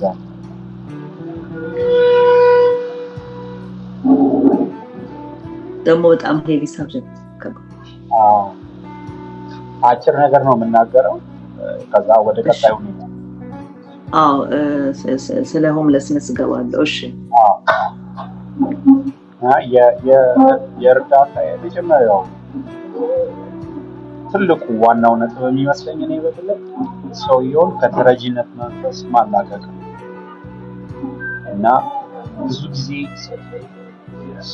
ሰውየው የተረጂነት መንፈስ የተላቀቀ ሆኖ ሊሆን ይችላል ወደ ህይወታችን የሚመጣው እና እኛ የምንፈልገው የተረጂነት መንፈስን በመስጠት የበለጠ እሱ ጋር እንዲቆይ ማድረግ ነው የኛ የእርዳታ መንገድ። ብዙ ጊዜ ማለት የእርዳታ ዋነኛው ዓላማ ቢኒያምን ከተረጂነት መንፈስ ማላቀቅ ነው። ግን የሆነ ሰንበዲ ሲሰጠኝ ግን የተረጂነት መንፈስ እንዲኖርብህ ፈልጋለሁ የሚል ኢንቴንሽን አለ እና ፍቅረ ማርቆስ መጽሐፉ ላይ ስንመለከት በጣም የተረጂነት መንፈስ የለው። ለዛም ነው ከዛ ነገር ውስጥ የወጣው እና በዛ አካባቢ በዛ ኤሪያ ያሉ ሰዎች ወደ ተረጂነት መንፈስ ለመክተት ሙከራ ሲያደርጉ እሱ ሲርቅ ትመለከቻለች። እኔ በዚህ ቅንብብ ውስጥ በዚህ ፍሬም ውስጥ ነው ማየው። ኦኬ የተያዘ ነገር ስላለው ገጽ 142 አንቀጽ 1-5 እናነብና እንወያይበታለን። ምክንያቱም መጽሐፉ ላይ ፍቅረ ማርቆስ ሆምለስ ነበር ብሎ ሲናገር አንዳንድ ሰዎች እንዴት አሜሪካ እዚያ ሁሉ አበሻ እያለ እንዴት ሆምለስ ሆነ የሚል ጥያቄ ይጠይቃሉ። ግን እናብራራዋለን። እስቲ መጀመሪያ እዚሁ ገጽ 142 አንቀጽ 1-5 ያለው እናንብበው። ገጽ 142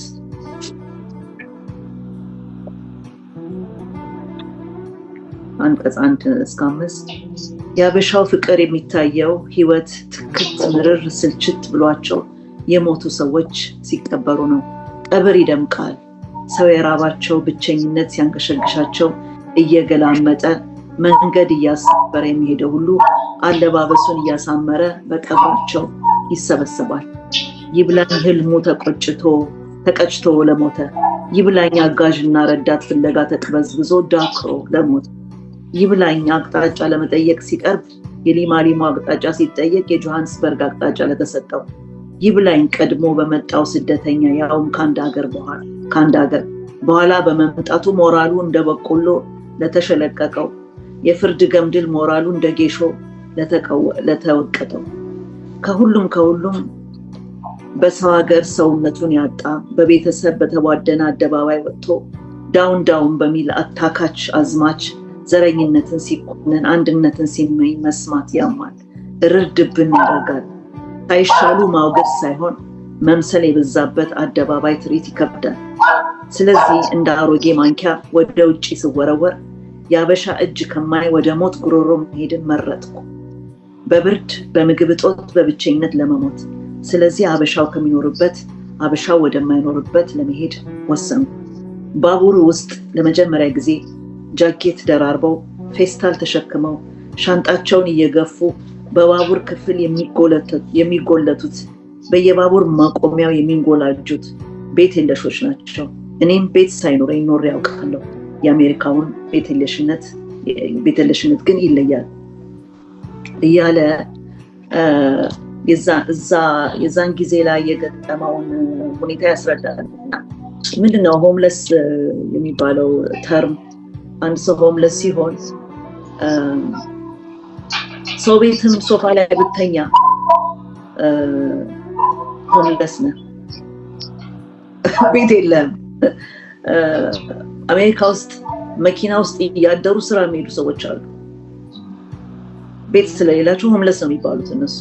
ግዴታ አንድ ሆምለስ ለመባል እጽ ጎጂ እጽ እየወሰደ ልብሱ ተቀዳዶ ቆሽሽ ብሎ መንገድ ላይ የሚለምን ብቻ አይደለም ኮንሰፕቱ።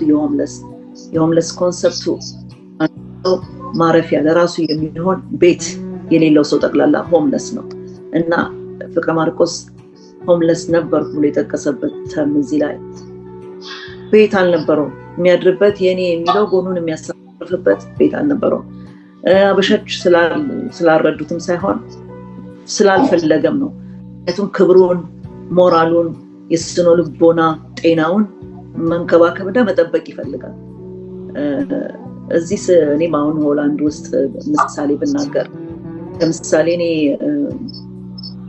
በፊት ድሮ መጀመሪያ ማክዶናልድ ተቀጠርኩና በርገር መጥበስ ተቀጠርኩ።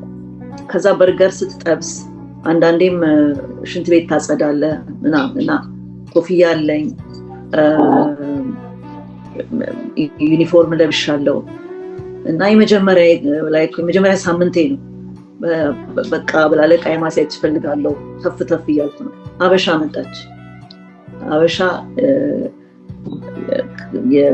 ከሱቅ ልብስ ምናምን ገዛዝታ ይዛለች 2 ዕቃ። ከዛ ቁጭ አለች እና ከስሯ አጠርጋለሁ እንደዚህ። ከዛ አየችኝ አበሻ ነች ስትለኝ፣ አዎ። ከዛ ደስ አለኝ፣ አበሻ አገኘሁ ላወራ። ከዛ እዚህ ነው የምትሰሪው? ስንት ጊዜ ሆነሽ? ወይ እዚህ ነው የምትሰሪው ምናምን ስትለኝ ሞራሌን የወደቀው። ምክንያቱም እኔ በጣም ተነሳስቼ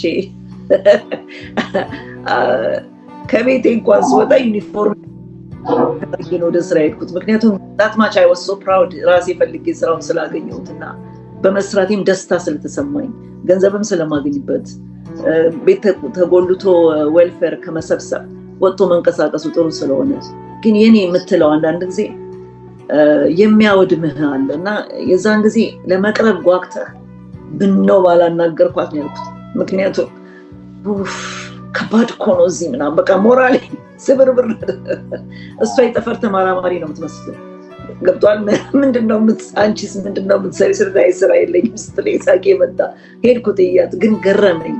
እና ይሄ ፍቅረ ማርቆስ የሸሸበትን ምክንያቱን እረዳዋለሁ ልልህ ነው። ሁሉንም ሀበሻ ደግሞ በጅምላ አይደለም የተናገረው። ፍቅረ ማርቆስ እዚህ ላይ መጎዳቱን ሲናገር፣ የጎዱትን ሲናገር፣ የጠቀሙትንም ተናግሯል። እና ትንሿ መልአክ በሚለው ላይ የተገለጸች አንዲት በጣም ደግ ሴት ቀርባ ነበር። እዚህ ላይ መጽሐፍ ላይ ያ በጣም እንግዲህ ፍቅረ ማርቆስ ልክ ይሄኛውን ዳርክ ሳይድ እንዳሳየው ሁሉ የሚደማው ቁስልም አለ። አት ዘ ሴም ታይም ደግሞ የማር ከንፈርም አለ። አሁን ትንሿ መልአክ የሚለው ስቶሪ አንዲት ሀበሻ ናት፣ ይገናኛሉ፣ አታውቀውም። እንደ ትልቅ ደራሲ አይታው አይደለም ቤት የወሰደችው፣ ሰው በመሆኑ ነው። ልክ የሐመሩ አባት ሰው ነህና ቤት ግባ እንዳለው ማለት ነው። እዛ ገብቶ ሻወር ወስዶ በቃ እንባሽ ነው የሚመጣው ያደረገችለትን ደግነት ስትመለከች። አት ዘ ሴም ታይም ደግሞ አንዲት እናትም ቤታቸው ሄዶ ገና በሩ ጋር ሲደርስ የተሰማው ፊሊንግ ሽታው ዶሮ ወጥ ይመስላል። መቼም ልጄ ጠላ ትወዳለህ ጠጣለህ አይደል ብለው ጠላ ይሰጡታል። መተኛ ነው ምንም እንኳን የልጆች ቢሆንም ባይመችም እንደው ምናምን ይሉትና ይሰጡታል። መኪና ውስጥ እያደረኩ የሳሳውን ደረቴ እንትን ያለው ብሎ ኢቭን መጨረሻ ላይ ሲወጣ ራሱ እንጀው አንድ ቀን እንኳን ብጨምር ያደረ ይወጣና እንደዚህ ኤርትራዊ ናቸው ሴትዮዋ ኤርትራዊ ናቸው። እንደዚህ ኢትዮጵያ ኤርትራ ብለን እኛ በዚህ ጎን እንባላለን። እዚህ ጋር ደግሞ ፖለቲክሱ በጣም ደርቲ ነው። በጣም እንደዛ በልቶ ጠጥቶ ተኝቶ አርፎ ይወጣና ሁለቱንም ሳይድ ነው ያሳየውና ባላንስ አድርጓል። ሁሉንም ብሌም አላደረገም ለህይወት ያለው ግን በጣም አብዘርድ ነው። ያቺ ትንሿ መልአክ ያላት ያንን ሁሉ የረዳችው ሴት ቀን አልፎለት ሊጠይቃት ሲሄድ ቤቷ እሷ ራሷን አጥፍታ ያገኛታልና እኔ በጣም ራሱ አልቅሷል። በጣም ያሳዝናል። እኔም በጣም አስለቅሶኛል እሱ ራሱ። ምክንያቱም እሷ ናት በቃ በሱ ውስጥ ራሷን ያየች ገብቷል። ይሄ እንግዲህ ከአንድ ወንዝ የመቀዳት ኮንሰፕት ነው አሁንም እናትየው ያለችው። ከአንድ ወንዝ እንደተቀዳ አድርጋ ተቀብለዋለች። በሰውነቱ ውስጧን እሱ ውስጥ አይታለች።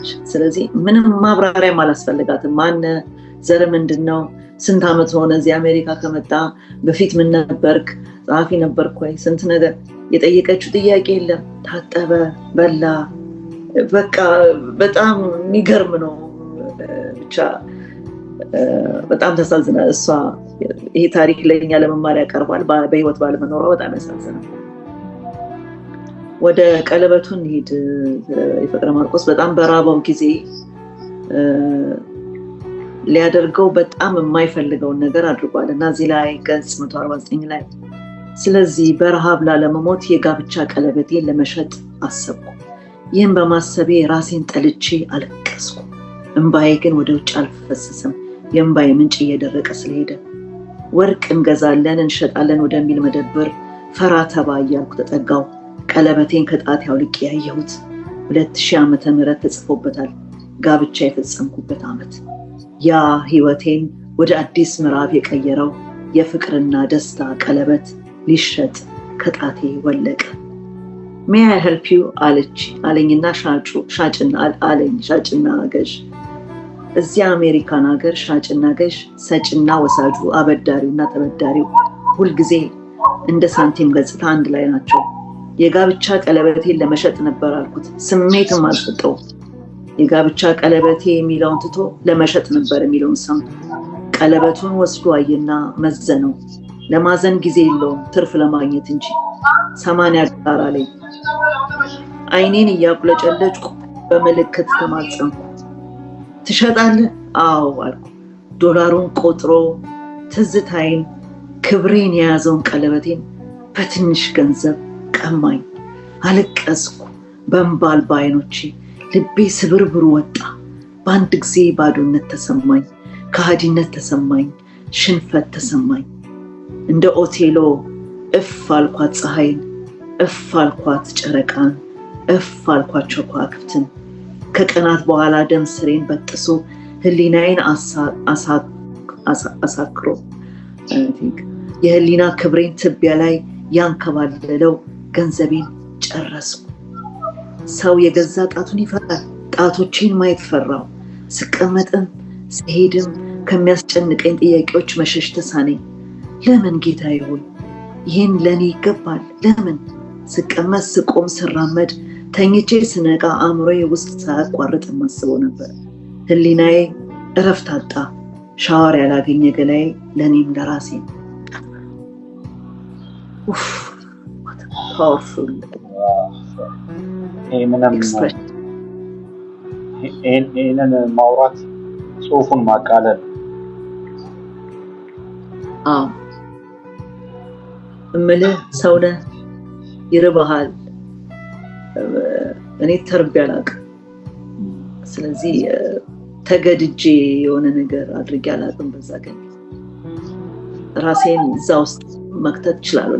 ለመረዳት እሱ የነበረበትን ስሜት ለመረዳት መሞከር እችላለሁ እና በጣም የሚከብድ ይመስለኛል። በጣም ከባድ ነው። እኔ እንጃ እንዴት ምን እንደሚባል እዚህ አላውቅም። አንዳንድ ጊዜ ብቻቸውን በቂ የሆኑ ነገሮች አሉ አይደለ? ልክ ይህንን አንበበሽ ልክ ስትጨርሹ ይህንን ፓርት ልክ አንበበሽ ስትጨርሽ መጽሐፉን ጥፍጥፍ አድርገሽ 1-2 ቀን ወደ ቀጣዩ ሄዶ አለማንበብ ይሻላል። በጣም ከባድ አስበዋል። ራስንን በሱ ጫማ ውስጥ አድርገ እዛ ቦታ ላይ መገኘት፣ ከሻጩ ጋር መደራደር፣ ከዛ በልተጠገብክ፣ ከዛ በኋላ ቃለ መሐላህን ሲፈርስ ስታየው በቃ ማንነቱንም ትረዳለህ። የሄደበትን መንገድ እንዴ እንዳትመጣ ነው ያለችው ባለቤቱ አይደለም። እና መሄጃ የሌለው አንባቢው ብሌም እንዲያረጋት አይደለም የጻፈው፣ ግን የምትረዳው ነገር አለ። በቃ ወጥቷል፣ ቤት የለውም፣ ግን ስቲል በጣም ይወዳታል የልጆቹን እናት እና ያ እሷን ሲግኒፋይ የሚያደርግ ነገር ነው እና ፍቅሩን ነው የምትረዳው። ስለዚህ እኔ መጽሐፉን ሳነብ የልጆቹን ከመዓዛ ብሩ ጋር ባደረገው ቃለ መጠይቅ ላይ ድጋሚ ሌላ ሴት ቢያምረኝ መስፈርቴ እሷ ናት የሚል አንድ ተናግሮ ነበርና አይ ቲንክ ቀለበቱን ከሸጠ በኋላ እንደዚህ አይነት ፊሊንግ ሊሰማ የቻለው ለእሷ ካለው አክብሮት ከለሷ ካለው ፍቅር ሞገድ የተነሳ ይመስለኛል። እና ማንም ሰው የማይወደውን ሰው የማይወደው ሰው ጋር ተለያይቶ ቀለበቱን በእንደዚህ አይነት መልኩ ይይዛል ብዬ አልገምትም። ስለዚህ በጣም ቢወዳት ነው እንዲህ አይነት ጸጸት፣ እንዲህ አይነት በጣም ልብን ስርስር የሚያረግ ሀዘን፣ ማንነትን የሚያስጠላ፣ ራስን ጸየፍ የሚያደርግ ብቻ በአጠቃላይ ምን ለማለት ነው፣ በጣም ለስሜት የሚጋባ አገላለጹ፣ አጻጻፉ ሀዘኑን በደንብ አድርጎ ወደ እኛ አጋብቶታልና የሚያስለቅስ ታሪክ ነው ታሪኩና በጣም ነው ያዘንኩትም፣ በጣም ነው ደግሞ አጻጻፉን የሚወደድኩትም። የልጆችንም እናት እንድናከብር አድርጓል። በዚህ ይሄንን በጣም አድንቅ ያለውና በጣም አክብር ያለው ይሄ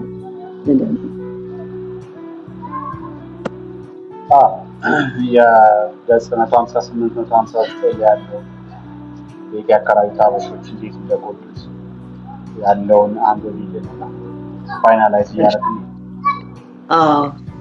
እሱ በጣም የሚገርም ነው። መቼም አበሾቹ ጋር ለእርዳታ አልሄድም፣ ተከራይቶ ነው የገባው። ይህም ደግሞ በጣም በጣም የገረመኝ ነገር ነው። ስለዚህ እናንብበው እና ስለዚህ ፋይናላይዝ ለማድረግ ገጽ 158 እና 159 ላይ ያለውን ፍቅሬ አበሾች ቤት ተከራይቶ ይኖር ነበርና አከራዮቹ አወቁ ማለት ነው ማንነቱን ድሮ ጸሐፊ እንደነበር ምናምን እና እዛ ላይ ከዛ ሊገባ ሲል እንዲያወቅን እኮ አንተ እንደዚህ ትልቅ ሰው ጸሐፊ አልነበርክ ምናምን አሉትና ከዛ እራት እንዲበላ ጋበዙት። እንግዲህ ማይንድ ዩ ቢኒ ሊረዳ አይደለም ሄደው ተከራይቶ ነው የሚኖረው እና ራሳቸው ናቸው ፈልገው እራት የጋበዙት። ሳልክ ደረደር ሄጄ ተቀመጥኩ። እርግጥ ነው እኔ የምፈልገው ማደሪያ ቤት ነው፣ ከስራው ስገባ ጎኔን ማሳረፍበት፣ ስራዬን ሳያነብ በዝና ለሚያከብረኝ ብዙ ቦታ ምሰጥ አይደለሁም። ካጠፋ ይቅርታ አልኩ። ሚስትየዋ ትንደፋደፋለች እራት ለማዘጋጀት። ሰውየው ዘና ብሎ ስልክ ደወለ። እከሌ ነሽ? ደህና መሸሽ? አሜሪካ ምን ማያዋርደው ሰው አለ አላት። እንዴት ጋሼ አለችው። ስልኳ እንዲሰማ ስላደረገው የመለሰችውን መስማት ቀጠልኩ። ይኸው በሀገራችን እጅግ ታዋቂ የሆነ ሰው ተቸግሮ ከርሞ እኛ ጋር ደረሰ። አሁን ተመስገን እኛ ጋር ነው ያለው አላት። እረ ጉድ እኮ ነው። እሺ መጥቻ ያዋለሁ አለች። ነይ እንጠብቅሻለን ብሎ ስልኩን ዘጋው። ሌላ ስልክ ደግሞ ደወለና ተመሳሳይ ነገር ነገራት። ቤት ተከራይቼ መግባቴ ቀርቶ በአንድ ጊዜ ያስጠጉኝ ሰው ሆንኩ። ሁለቱ ሴቶች እስኪመጡ ኮሎራዶ ስልክ ደወለ። እንዴት ከረምክ አለው ጓደኛውን። ትናንት በስልክ ተገናኝተን እንዴት ከረምክ? ይልቅስ ከሌን ታውቀዋለህ? ደራሲውን አለ። አዎ ከኔ ጋ ነው። እንዴት ሆኖ? አሜሪካ የማያዋርደው ማን አለ አለው። ዋ አላምንም፣ እሱ እኮ ሲል ሳያስጨርሰው በልሽኝ ካናግሮ ብሎ አቀበለኝ ስልኩን። ግራ የገባት ጦጣ ሆንኩ። ሄሎ አልኩ ከመበሳጨት የተነሳ ያለውን መስማት እየተጠየፍኩ። ስልኩን እንዲያዝኩ ሁለት ሴቶች ገቡና ሰላምታ አቅርበው ቁጭ አሉ። አይ ጋሼ መቼም ያንተ ደግነት ይገርመኛል፣ እጅህ መዳፋሽ ነው እንጂ አለችው አጠር ያለችው። ከክፋት ደግነት ይሻላል ይላል ያገሬ ሰው። እኔ ያው መቼም አንጀቴ አይችልም፣ በተለይ ትልቅ ሰው እንዲህ ሲዋረድ አልወድም አለ። እጁን ለመታጠብ ብድግ እያለና እኔንም ተነስታጠብ በሚል ቀኝ እጄን ጎተት እያደረገ አመዴ ቡን ብሎ ደንግጬ ምግቡን ማላመጥ እንኳን አቃተኝ። ያች ምሽት እንደዚህ ያለፈች። ጠዋት ለቁርስ ማታ ደግሞ ለራት ጊዜ ጠበቁኝ። ጭንቀጤ ጨመረ፣ ነፃነቴ ጠፋ። ስሜቴንም መረዳት ሲያቅታቸው ቤቱን ጥቼ ወጣሁ። ሌላ የአበሻ ቤት ተከራየሁ። ቢኒ ሊረዱት አይደለም የቀረበው እዚህ ላይ እንግዲህ እና ይገርማል። በቃ በጣም አስቆኛልም አስደንቆኛልም ያሳዝናልም። የፍቅረ ማርቆስ መጽሐፍ ቢኒ ይሄ የሜሞር ግለ ታሪክ ግለ ማስታወሻ ለምንድን ነው አሁን ይሄ በጣም ደስ የሚል በቃ ምን ነው ሁሉም ሰው ለምን አይጽፍም የሚያሰኝ የሚያስጎመጅ ነውና አገራችን ላይ አሁን በውጭው ዓለም ስናይ በጣም ብዙ ሰዎች ባዮግራፊያቸውን ያጽፋሉ፣ ግለ ታሪክ ያጽፋሉ፣ ግለ ማስታወሻ እና ለምንድን ነው ኢትዮጵያ ውስጥ የዚህ አይነት አጻጻፍ እጥረት ያለው? አሁን ለምሳሌ 10 ታዋቂ ሰዎች ብጠራ አንዱን ምናልባት ይኖረዋል ግለ ታሪክ። ይሄ ለምንድን ነው እጥረት ያለው ብለህ ትገምታለህ? እነዚህ ነገሮች በጣም በሚያሳስብ ሁኔታ እንደውም አሁን ይሻላል። በጣም ትልቅ ችግር ነው። ትልቅ የምንላቸው ሰዎች የሄዱበትን ዱካ ጽፈውልን ቢያልፉ ተከታዩ ትውልድ ያንን በመመልከት እነሱ የደረሱበት ደረጃ የሚደርሱበት አንደኛው መንገድ ይሆን ነው። ለዚህ ነው የሆነ ሰው ሲሞት የሆነ ሰው ሲያልፍ እሱን የሚተካ ሰው የምናውቀው በዚህ ምክንያት ነው። ትልቅ ባለቅኔ ይሞታል፣ እሱን የሚተካ ባለቅኔ እንዳይፈጠር እሱ የሄደበት ዱካ ወይ ደግሞ በዶክተር ያንሰራል ወይ ባዮግራፊ አይጻፍም ወይ በሜሞሪ አይጻፍም ወይ በአውቶባዮግራፊ አይጻፍም። እነዚህ ነገሮች የሚመጣው አንድ ለራስ ያለን ግምት ማለት ህዝቡ ይናገር፣ አጉል ትህትና አለው። እኔ ስለሰራው ስራ ህዝቡ ይናገር። ይሄ እንትኖች አሉ። አጉል ትህትና ነው የሚለው የሚችለው ጥሩ ነው ትሁት መሆን ምናምን ነገር ግን ሰው ስለራሱ ቢዝነስ አንደኛ ለሀገር በጣም ጠቀሜታ አለ። ምክንያቱም አንድ ግለሰብ የሄደበትን መንገድ ሲጽፍ እግረ መንገዱ የሀገርንም ታሪክ እኮ ይነካካል። ለምሳሌ በፍቅረ ማርቆስ ደስታ መጽሐፍ ላይ ያን በደርግ ዘመን ምን እንደሚመስል እኮ አየን አይደል? ከግለሰብ አንጻር ማለት ነው። ከዛ ያ ጓደኛው ቀሰታ ሲሞት ፍቅረ ማርቆስ የዛ ዕጣ ፈንታ ሰለባ ይሆን ነበር። በዛ ዘመን ያጣናቸው ሰዎች ስንት ፍቅረ ማርቆስ በየእስር ቤቱ ሞቷል ማለት ነው። ስለዚህ የሀገርን ታሪክ ከግለሰብ አንጻር የምታስቀምጭበት ነገር። ሁለተኛ ነገር አስኛ ከሙዚቃ በስተጀርባን ጻፈ። ከሙዚቃ በስተጀርባን አነበሩ፣ ግን እንዴት እንደጻፈው አወቅን ነው። ስለዚህ ነገር የሆነ ሳምንት ኤትኖግራፊ ድርሰትን መጽሐፍ ፈልጋለሁ ቢል የሚሻም ተራራን በማየት እና በማንበብ የሆነ ማህበረሰብ ጋር ተቀላቅሎ መስራት እንዳለበት ማሳያ ይሆናል። የራስን ነገር መጽሐፍ የራስን ነገር ማስቀመጥ ስለ ራስ ጀብዱ ብቻ ማውራት ይመስላል። ይህ ስህተት። ከዚህ የተነሳ ነው ብዙ የማይጻ ነው። ቀጣዩ የሚመጣው ትውልድ እዚህ ላይ ነው ተነው። ፕሮፌሰር ኃይሌ ገሪማንን ያህል ትልቅ ደራሲ ያለው የህይወት ታሪክ ግን የለውም። አስሊሱን ያህል የፊልም ባለሙያ የለም። ግን የህይወት ታሪክ የለም። ትልልቅ መሪዎች አልፈዋል። እነሱ ባዮግራፊያቸውን አናገኝ። ትልልቅ ዲፕሎማቶች አልፈዋል፣ አናገኝ። ትልልቅ የእግር ኳስ ተጫዋቾች በስፖርቱ ዓለም ያሉ አሁን ነው አይ ቲንክ የዶክተር አብይ አላቸው እሳቸው እዚት ባዮግራፊ ነው ፖለቲካል የሆኑ ነገሮች ይበዙታል። ያው አንድ ግለሰብ መሐመድ ሀሰን የሚባለው ሳንቶ ነገር ሰውየው የሚለመሳት ታሪኩ እና እንዴት ነው ይሁን ሰውየው ምንም አይነት ይሁን ምንም ይሰል ምንም ይሁን መማሪያ ነው። ፍቅረ ማርቆስ ከሚሳም ተራራ ብዙ አትርፈናል ማለት ነው። በጣም ናችን በመወያየት በጣም የሊትሬቸር ውበት እንደገና የዘመን መሪ ከምንነት መስል ብዙ ነገር ኢትዮጵያ ውስጥ ይሄ ትልቅ ችግር ነው። አሁን ትንሽ መነቃቃት አለ ይበል የሚያሰኝ ነገር ግን ገና አልተፈጠረም። ቢቀጥል ጥሩ ነው። ሁለተኛ እንትንም አሳይቷል። ግል ማስታወሻ ወይ ግል ታሪክ ሲጻፍ ግዴታ በዚህ ዓመተ ምህረት ተወልጄ እንደዚህ ሄጄ እንደዚህ ፈጥሬ ይሄ በጣም ስሜት በማይዝ ሁኔታ የሚጻፉ አሉ። ዝም ብሎ እንደ ኢንፎርሜሽን አስፈላጊ ናቸው በእርግጥ። ግን አሁን ፍቅረ ማርቆስ የጻፈበት መንገድ ግን በጣም በሚስብ ይዞ በሚጠፋ ማንበብ ስትጀምር ቶሎ መጨረስ የምትፈልገው አይነት አጻጻፍም ነውና ግል ለማስታወሻ ወይ ግለ ታሪክ ሲጻፍ ያንንም ኮንሲደር ቢያደርግ አንባቢው ደስ ብሎት እንዲያነብ የሚደረግ አይነት አጻጻፍ ቢሆን ጥሩ ነው ብዬ ገምታለሁ። እንደ ዝም ብሎ ኢንፎርሜሽን ብቻ ሲሆን ይሰለቻል። እሱ ቅርጹ ነው የሚወስነው። ቅርጹ እንደ ምርጫም አውቶባዮግራፊ ከሆነ የግዴታ ዓመተ ምህረቶቹ ማውጣት አለበት። ሜሞር ከሆነ የዓመተ ምህረት ቅደም ተከተል ምናምን ነገሮች ተገሽ ያሉ ቀርሶ ነው እሱ የሚወስነው። እንደዚህ አይነት መጽሐፎች ሲጻፉ በጣም ማህበረሰብን ለመጥቀም በጣም ትልቅ ጉልህ የሆነ ሚና አለ። አውቶባዮግራፊ የራሱ የሆነ ሚና አለው። ግን አሁን ላለው ለቲክቶክ ዘመን ትውልድ እንዲህ ያለ ነገር ግን ቆንጆ ያ አንዱን ቻፕተር አንብበሽ ማስቀመጥ ትችላለሽ። ሁለተኛ እየጣፈጥሽ ነው የምታወራው። ሶስተኛ በጣም ቅልብጭ ያለች ነች ማለት ምንም ማድረግ አንችልም። ዘመናችንን ጎትተን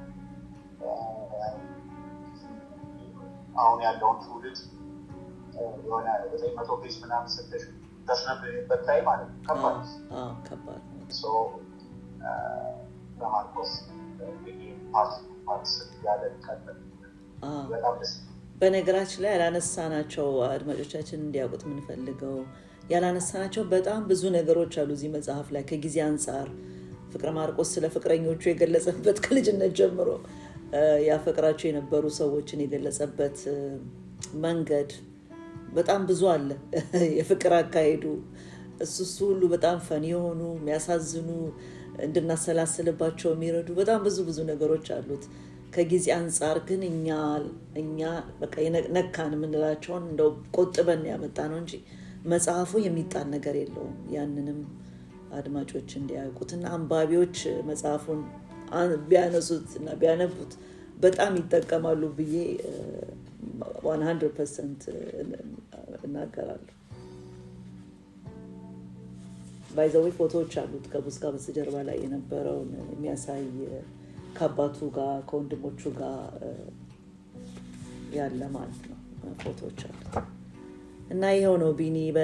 እንግዲህ ደስ የሚል ውይይት ነበረን። የረሳነው ነገር አለ ወይ?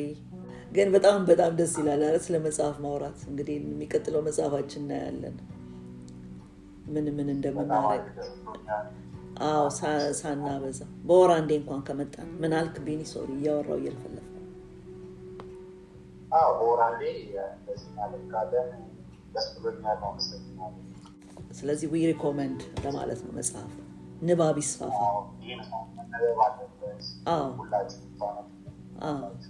ኢንጀነራል መጽሐፍ ቢነበብ ጥሩ ነው። የተጻፈ መጽሐፍ ቢነበብ ጥሩ ነው። እንደዚህ አይነት ደግሞ ወርቅ መጽሐፍ ሲሆን መነበብ አለበት። እዚህ የምናመጣቸው ቢነበቡ በጣም ድንቅ ናቸው የምንላቸው ነው።